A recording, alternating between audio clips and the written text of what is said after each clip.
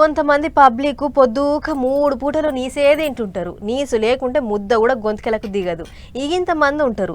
నీసు వాసన తగిలితేనే ఆవిడ దూరం ఉరుకుతారు.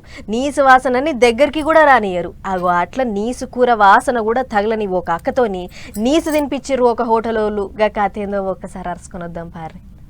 ఎన్నడు వాసన చూడడానికి అక్కతోని నీసు తినిపించిరు స్విగ్గీ యాపోళ్ళు. ఛాయా చల్మ అనేటికి అక్క పుట్టినప్పటి సంది నీసు కూర తినదే లేదాట.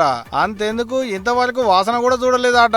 అసొంటిది స్విగ్గీ యాప్ లో వెజ్ బిర్యానీ ఆర్డర్ పెట్టుకుంటే నాన్ వెజ్ పంపించిల్లట పార్సల్ కట్టి. పాపం ఆయింతది నీసు కూర అనేది ముచ్చటలుగాక సగం బడ తినదాట.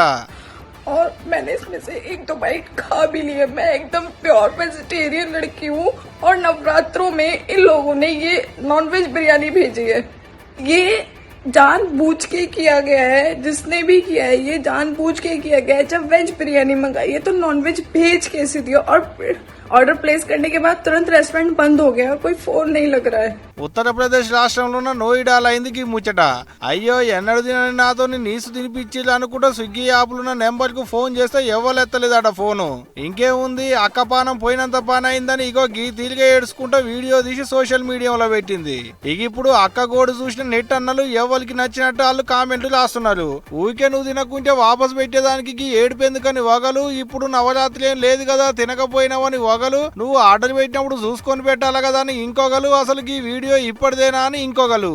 ఎవరికి నచ్చినట్టు వాళ్ళు కామెంట్లు రాసేళ్ళు.